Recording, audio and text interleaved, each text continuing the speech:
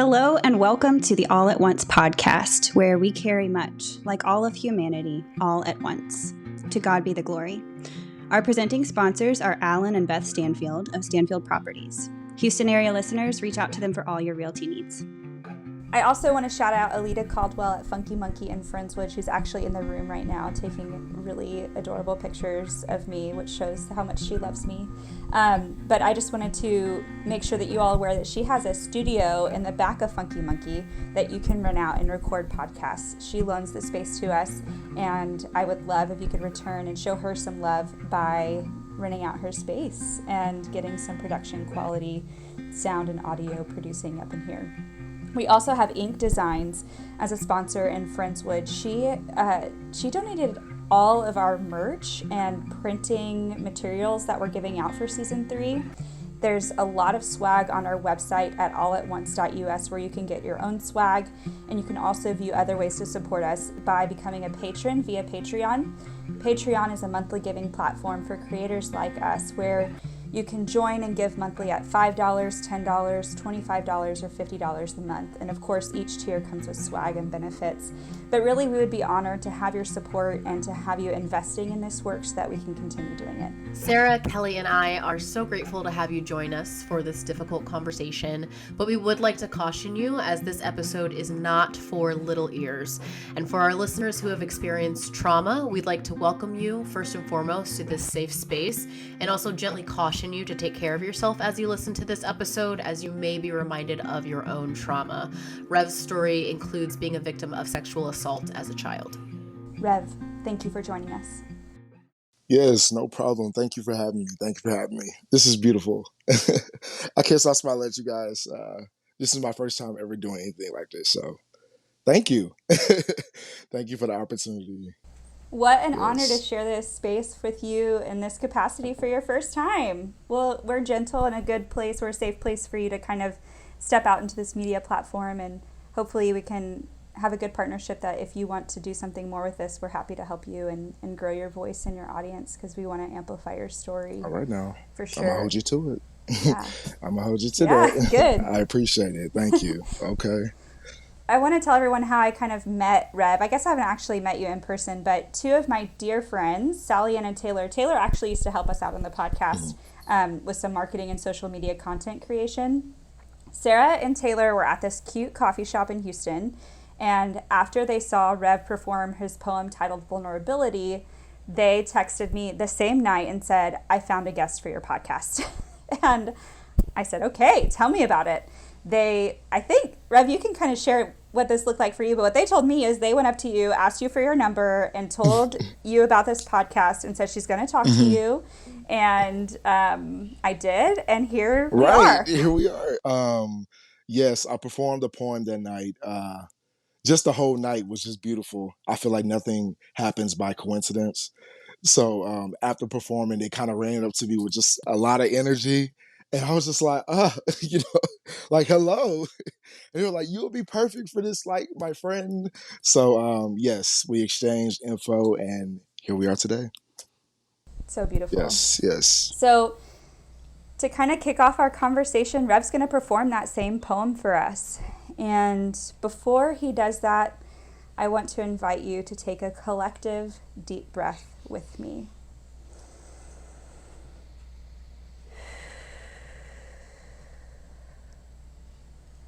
Without further delay, Rev, let's hear it.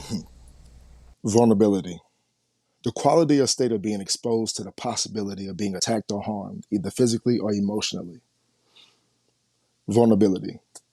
Something I had to learn to do with myself first, not knowing that this was the only way that I could lift the curse. You see, all my life, I lived with unforgiveness on the inside. Pride. I'm going to tell you about some of the things that I would hide from myself. You get it? It's just me talking to me right now. But I'm being vulnerable, so I invite the crowd into my thought process of distant memory. Embrace yourself. I hope you're ready for this energy. Don't look at my tattoos. Don't worry about my hair. Don't pay attention to the type of clothes that I wear. Try your best not to judge. Open your mind. I'm going to tell you a story, and I'll do my best to rhyme. It all started at home. My parents didn't know what to do with me. because the school system diagnosed me with ADHD. I couldn't read, I couldn't write, I didn't see the point in school. So I challenged the system, and my classmates thought I was cool. You're a fool, my teachers would say as they called home. While my classmates were at recess, I had to sit on the phone. My mother, wait until I tell your daddy. Why are you tripping? And for the rest of the school day, I had to think about that whipping. Every damn day, my daddy would whoop my ass for the things that I did or didn't do while I was in class. My father didn't believe in ADHD. He beat me with the fear of me going to the penitentiary. So I put on a mask and became someone I had to pretend to be. Security. Around my own family, I can't be myself. So I built up my walls and said, I don't need your help.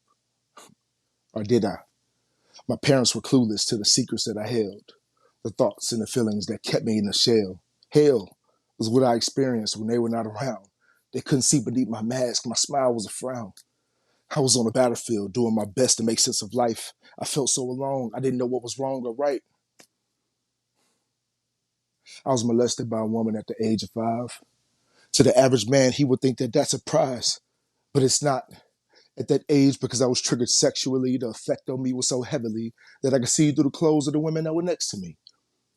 Confused, yet intrigued. I didn't quite understand. Then 2 years later, I was molested by a man. Same situation, different time, different place. I kept it bottled up inside because I didn't have my safe space. I carried the pain of others inside of me for years. Frustration, humiliation, escaping my body through the tears that I would cause. Pause. The tears that I would cause because I never healed from my trauma. I always found myself in some type of drama where I often pointed the finger instead of checking my reflection. Low self-esteem and unhealed pain was my soul's projection. Unconsciously, I hurt everybody around me because there was no vulnerability. With myself, there was just certain things that I would never say. The thoughts, the questions, could I really be gay? Cut the point, keep it real. How could I not have thoughts about the same sex? I had relations with the same sex. And yeah, although it was against my will, I had to make the decision to heal. So excuse me because my vulnerability is now my escape. I'm a proud black man. I will tell you that I've been raped and shaped for the heaven's sake so I could be vulnerable in this moment and pray. I let it go. I let it go. The pain that I carry, I don't want it no more. So I forgive those who performed the act of molestation. Now that I'm healed, I understand that was my motivation. Restoration, inspiration, rejuvenation. Shit, every TION. Everything that was sent to destroy me, I will spin so I win.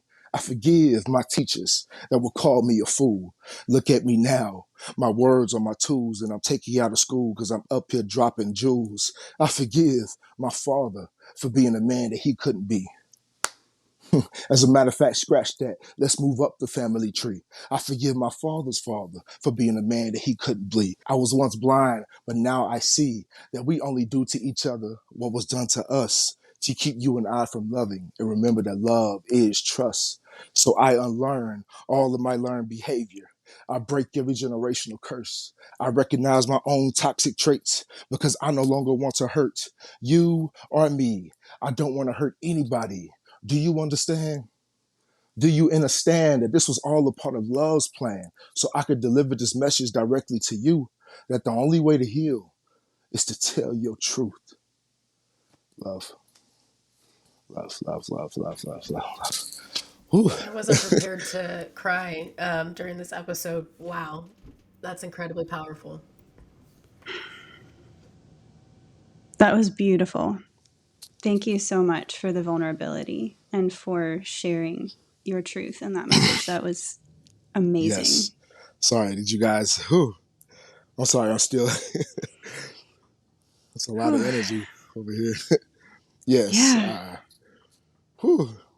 We take a minute to decompress from that if Yeah, you need no, I'm to good. I before we love move it. on I'm with on a high right questions. now because just for me, when I perform and I go back there mentally, and kind of gets the Mm-hmm. point across, like, those words that I had to write and learn how to express that and articulate it.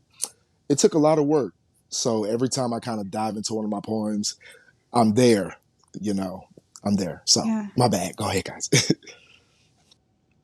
I don't think that's not of my bad. That's, I think, a very normal human response to sharing things that difficult.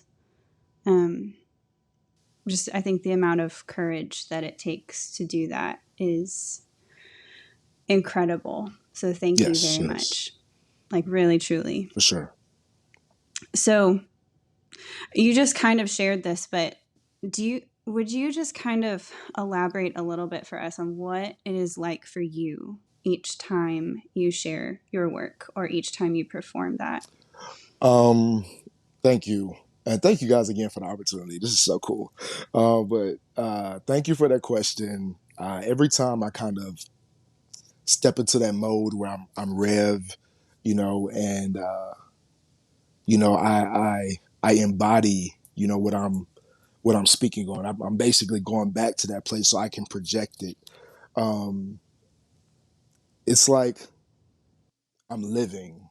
I don't know, because I feel like I'm doing it on purpose for someone else, maybe so they can tap into their vulnerable side and, get them to thinking, about their life. That's what I hope to do because, you see someone like me, if you saw me in person, you wouldn't think that I was this guy, I'm tatted up, just you wouldn't think that I'm this guy who would express something that vulnerable.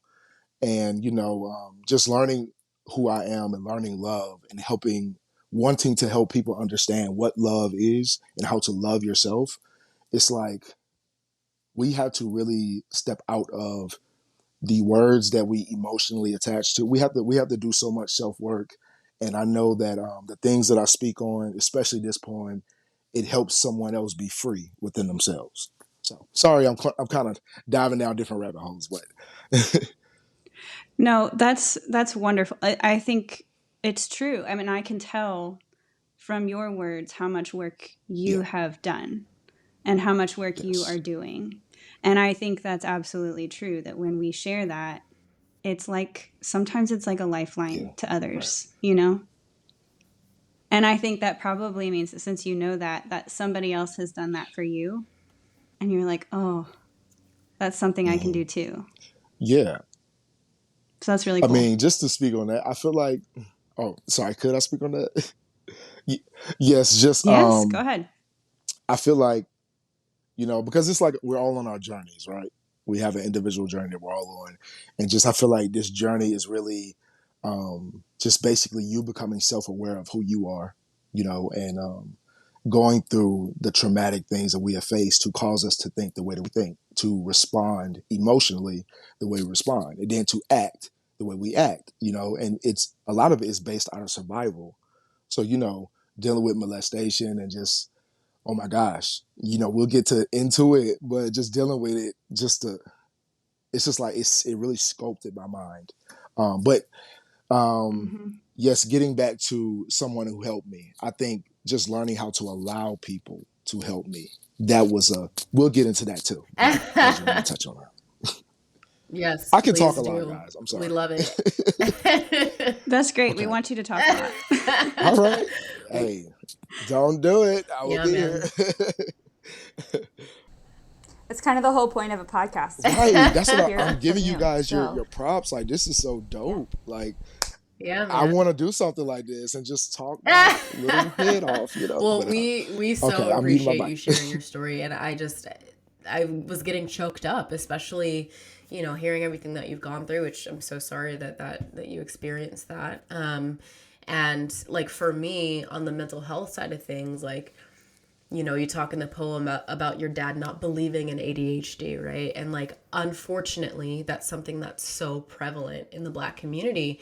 And for myself, like, I just grew up being told, oh, you're just a perfectionist. Like, you're fine. You're just a perfectionist. Meanwhile, I was walking around with undiagnosed anxiety, undiagnosed OCD, undiagnosed depression, and like feeling guilty when I was having these very normal feelings that go along with all of that stuff. So it's hard. And I'm curious, Rev, like, how is that for you as a child, your father not believing in ADHD, right? And then realizing that this is actually a thing. This is a mental health, situation that you're going through. And as you like kind of went into adulthood, how did that impact your relationship with your father? Just knowing that you kind of had that background. That is like I feel like that was the hardest lesson to learn within this expression, vulnerability. The relationship with my father was definitely um, the hardest thing to learn because of his mindset in a way. Just a little background on my father and I. He was like a manly man. He wanted a manly son, play all the sports, football. Like the captain of a. But I was more like expressive, and I used to talk, and I used to move and dance, and I wanted to do gymnastics and ballet, and I wanted to learn how to sing. And my father would always tell me, hey, men don't do that. Just or that's gay. Just whatever just his mindset. So I was born into that, and then having to experience, you know, molestation, and then going into adulthood, it really just sculpted me, and my relationship with him. Um, it was hard to let go and accept the fact that now that I realize what my father could have done better, it's my job to do that for him. It's my job to teach him with love that, hey, man, we don't have to put each other in a box. We don't have to label each other. And I see that it took me forgiving him, to actually see him, where he is in his life and his journey. And like, okay, you see where people are by the way they communicate, but if they're stuck in their cycles, you see where people are, especially our parents. So we have to be the parent to our parents, like the parent that they never had. Yeah. So I'm learning that. It's so Hopefully that true. makes No, sense. it definitely makes sense. And I like that's something that I think about too is, because there is such a stigma in the Black community, but it's also because of like our parents and our parents, like they just didn't know or didn't, have access to the information. And so for me, it's being a parent to your parents, but it's also like just speaking up about it, and I wasn't Right, comfortable speaking up about it for a long time. And so I really admire you right, for sharing your art with the world, right? Because it's not an easy thing to talk about, especially when it's within our community. It's like, oh, Black people don't go to therapy, they go to the barbershop. Like, you know what I mean? So it's like, how do you break that right, stereotype? And I think it's exactly what you're doing now is speaking on it and sharing your art. right, right.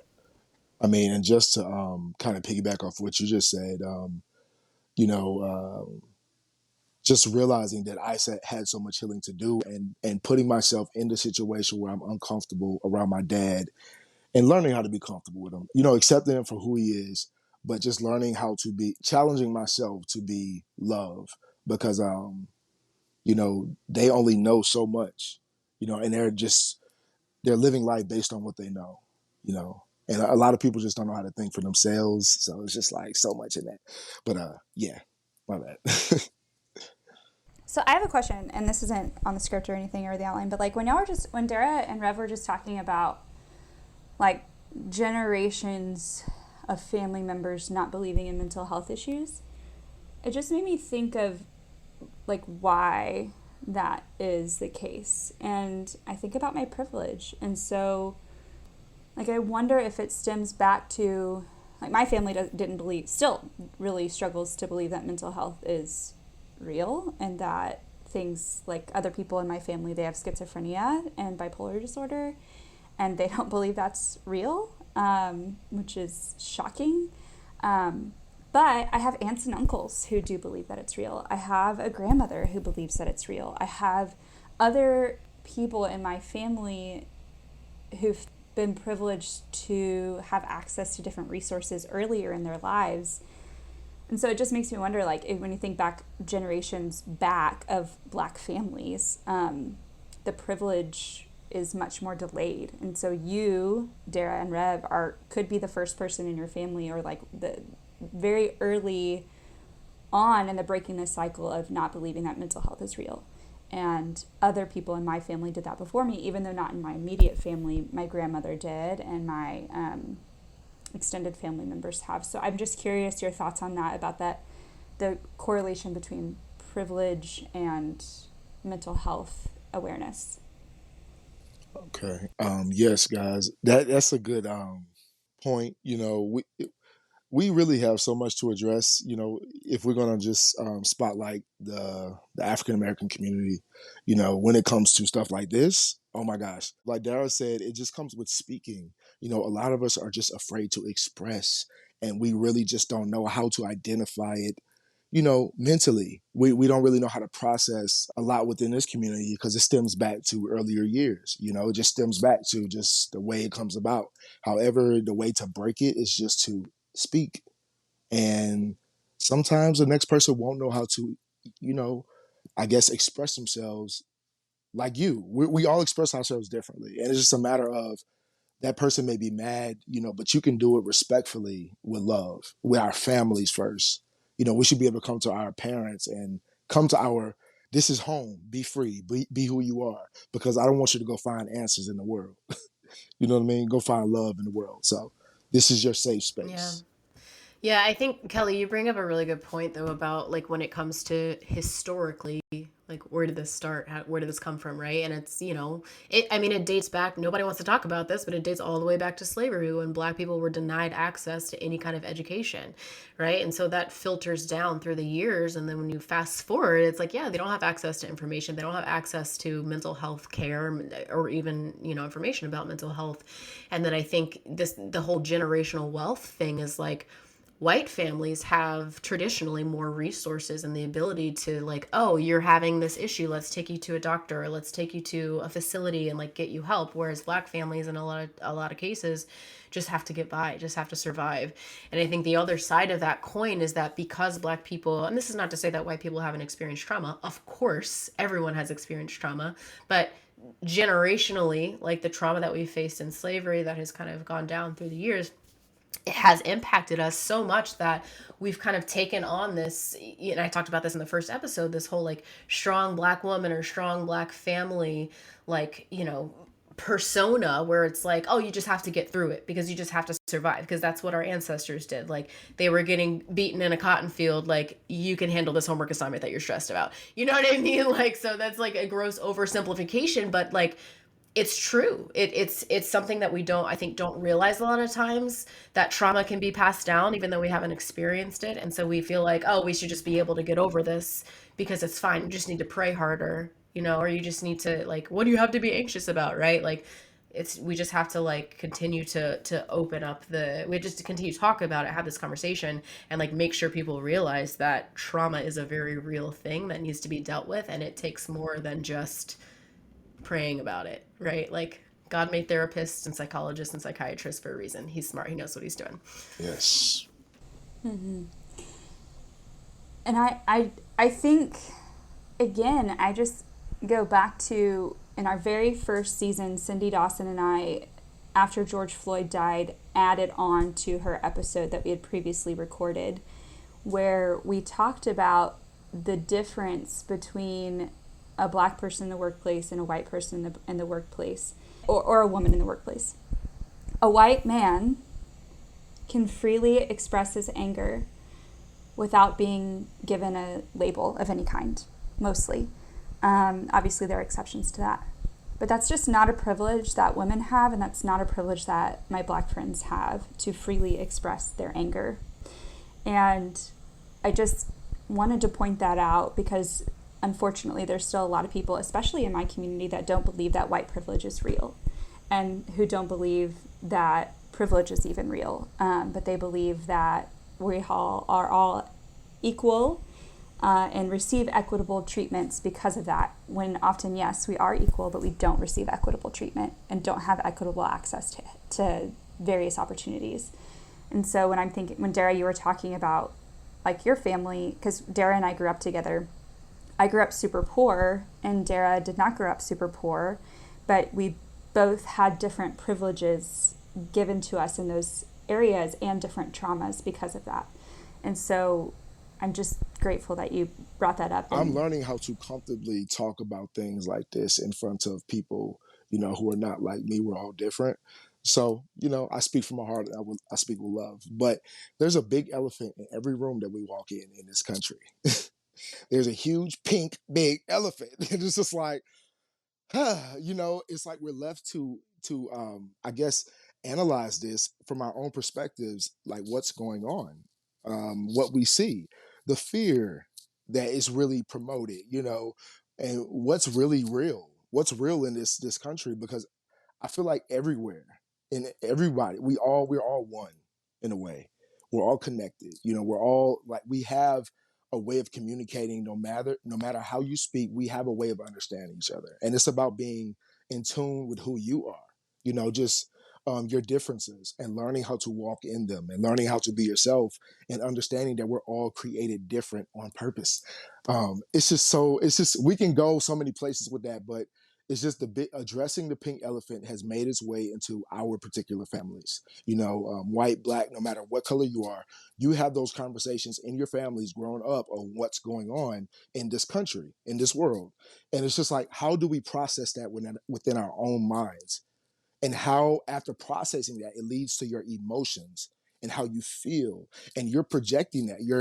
You become what you think, literally. And it's just like, I feel like a lot of the things that we do in this world, in this country, we weren't created to process it. We're just trying to like, what's really going on?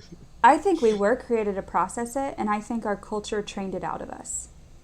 I think our ancestors trained creative expression out of us, and trained us to not feel or have compassion. And I think that's what I keep coming back to as a believer is Jesus was like the most rad dude, and he loved radically these amazing, beautiful people who his culture said, you might want to stay away from that person.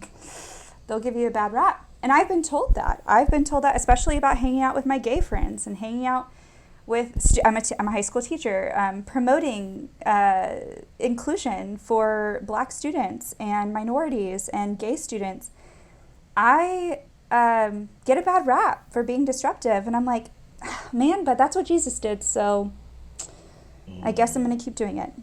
And it's hard to show up like that because it's painful. It comes at a great cost. And that's where you talked about in your poem masks, and that imagery of a mask and you putting that on to enter the battlefield, like that's what a lot of our friends do. That's what I do as a survivor of also childhood sexual assault. I was molested too when I was around the same age. And so when I enter these rooms where people are talking about sexual assault and the believability of victims, I'm bringing that into the room with me, and I got to put on a mask because I'm entering a battlefield. I don't know if this is safe or not.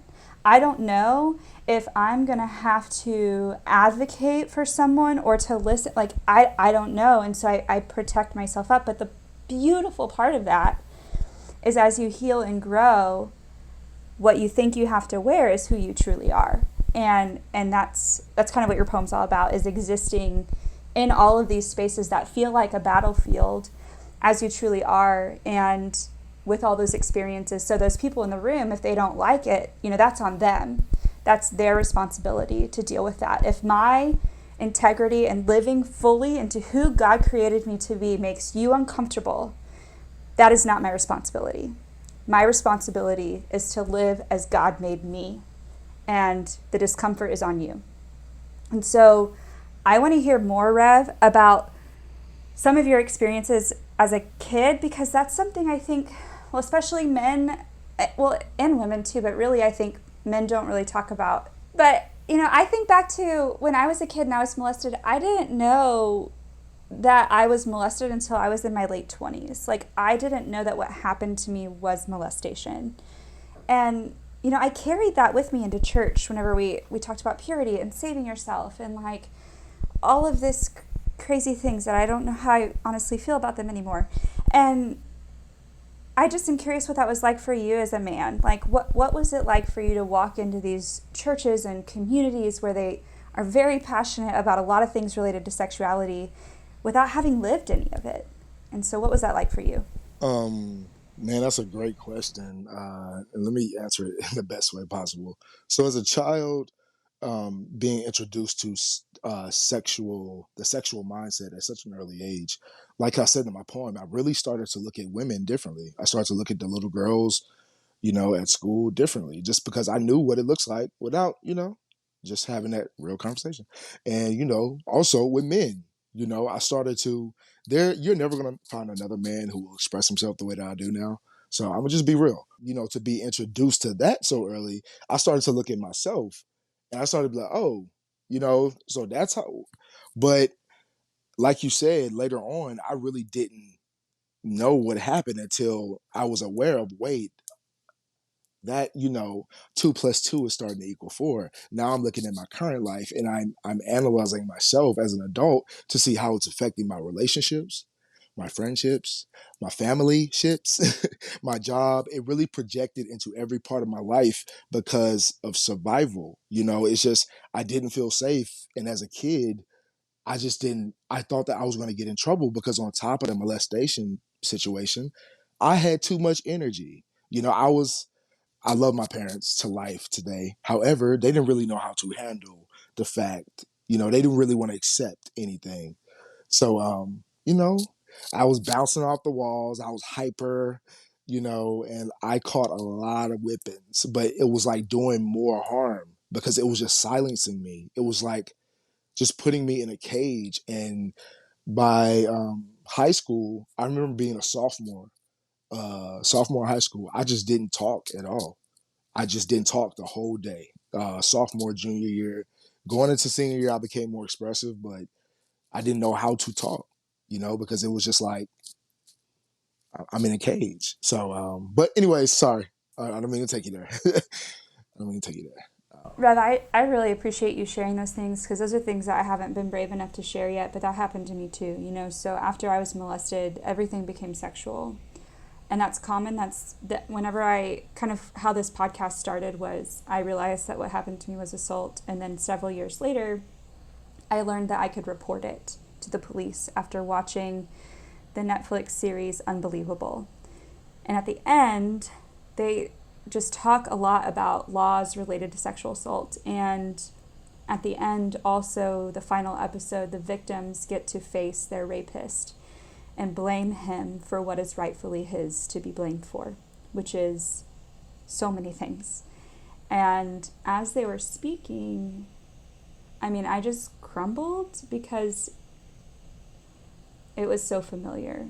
Being hypersexual at a young age and then being whooped for it instead of my parents having that awareness of this is evidence of sexual assault in a child. And, then I had to deal with the bitterness of blaming my parents for not noticing those signs. And it's still hard for me, and I'm okay with that. I'm okay with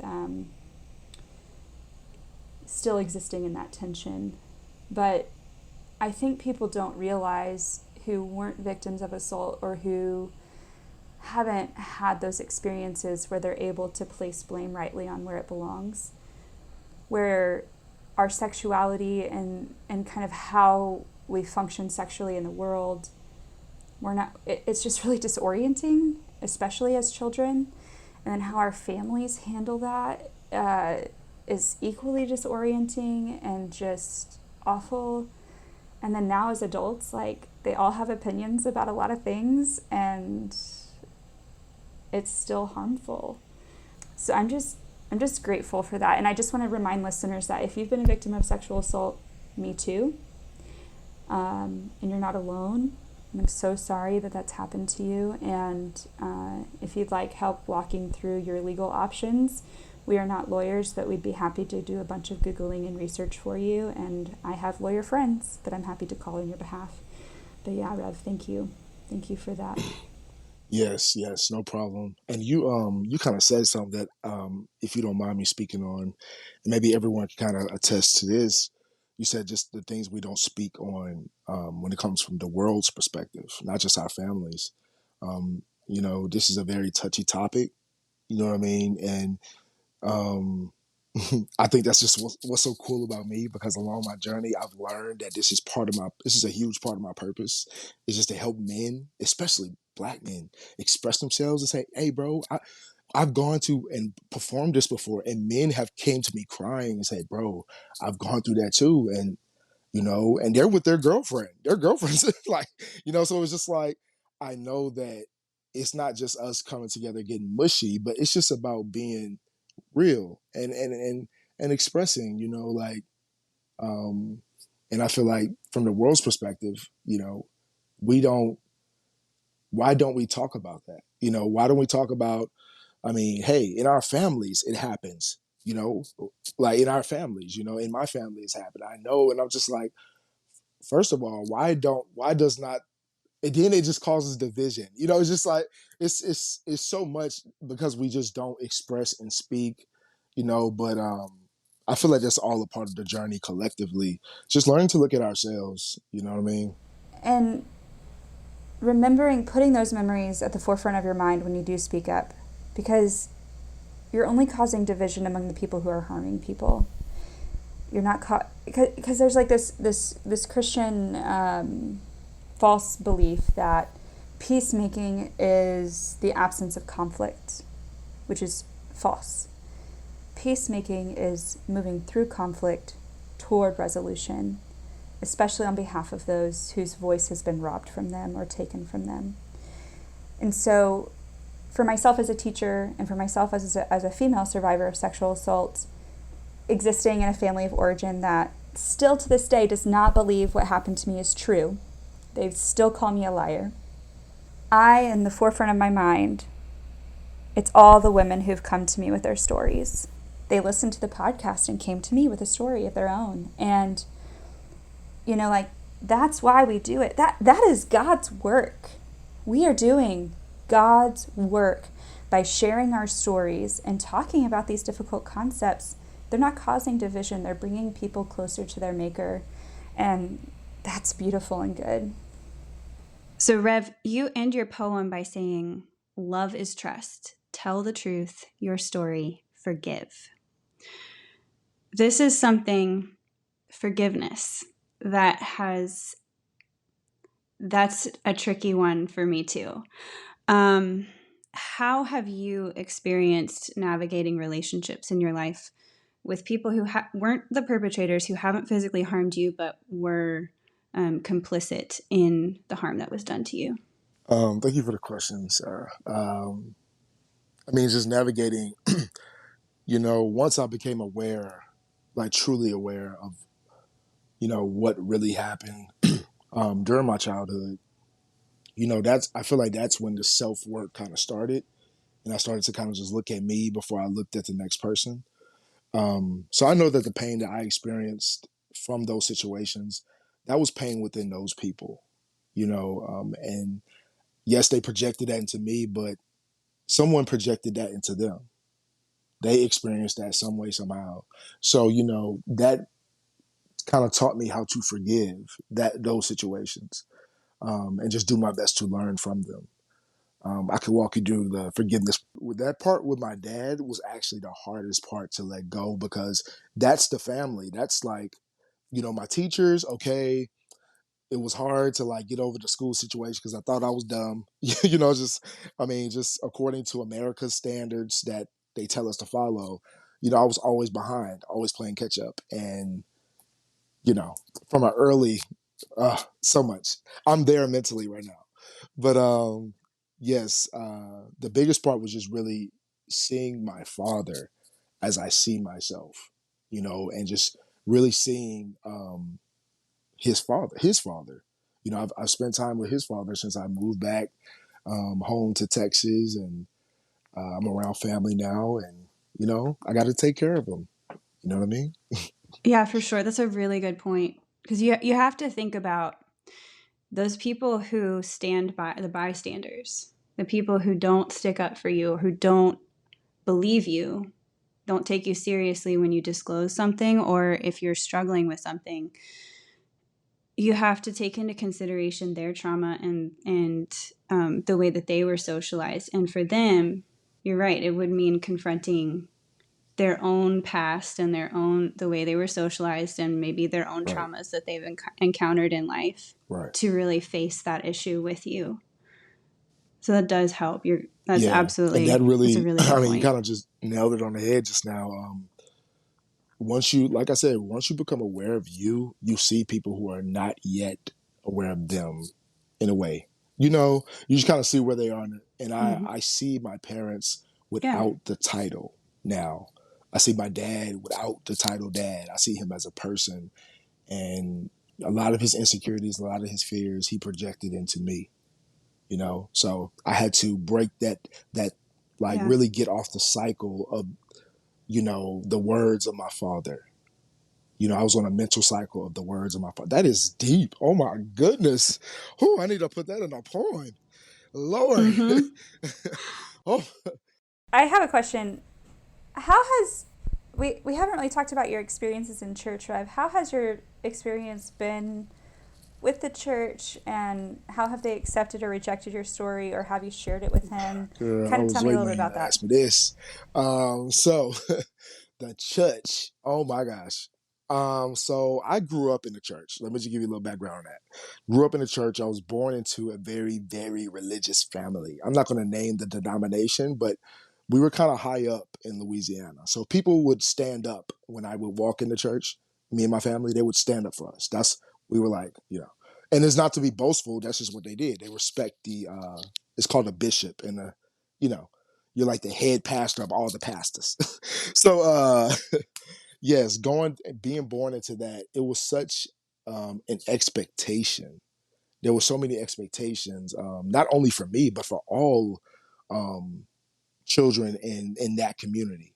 All children had, you know, an expectation of either heaven or hell, and everything that you do, you know, you can only so many people making it into heaven.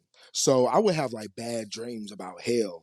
You know, I would really be afraid of, yo, I can't do this, I can't say this, I can't listen to this because I'm going to go to hell.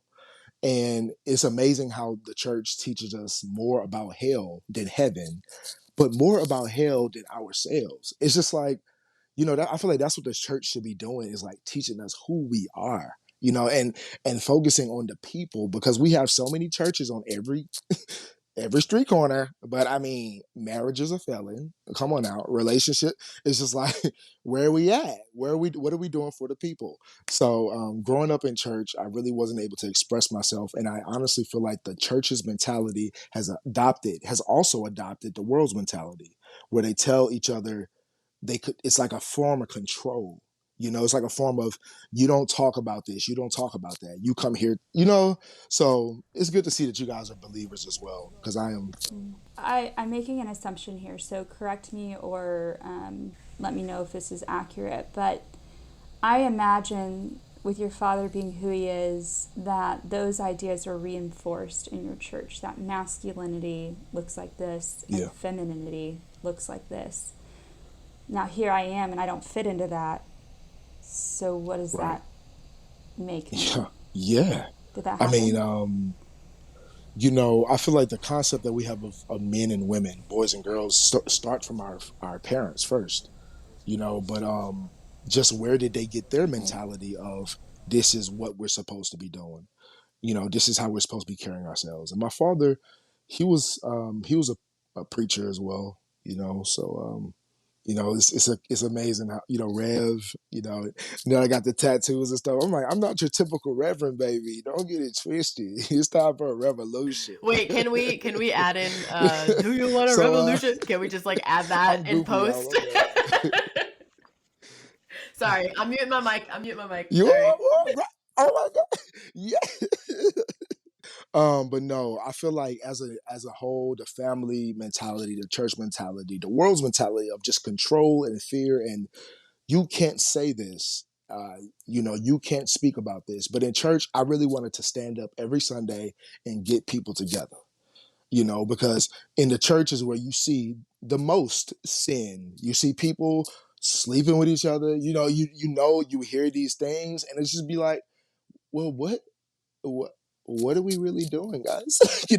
And as a child, just having to, how do you process that growing up? And I feel like it just makes its way into your entire life as an adult. So And I think our church should be the safest place for people, and often it's not. And my vision for God's kingdom is that churches would return to being the safe haven that we all long for.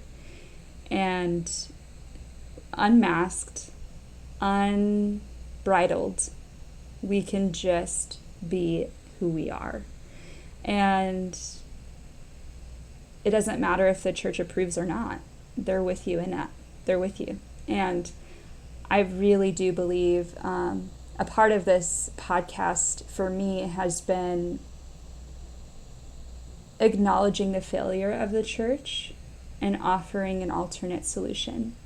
And I know a lot of people who listen to the podcast are the in-betweeners. They're the ones who may have grown up in faith or grew up around faith, but the church failed them in significant ways, and they haven't been able to find a place that is safe for them, and so they assume that means they're atheists, and because that makes the most sense in our culture. And I just want to offer a seat at my table, a seat at the table that the All at Once podcast is at, and that's the table of God that has room for every single person and wherever they are in their journey. And just because you're not sure, or you actually despise and are disgusted by the church of your youth, as I sometimes am, that doesn't mean that you're disgusted at God. And I just want to invite you back to some type of faith community that isn't hating on people. Man, that's so deep. Like, just my own story I'm thinking about as we're talking with the church. It's to Rev's point earlier, it's all about absolutes. It's either you do this and you're going to heaven, or if you mess up you're going to go to hell, right?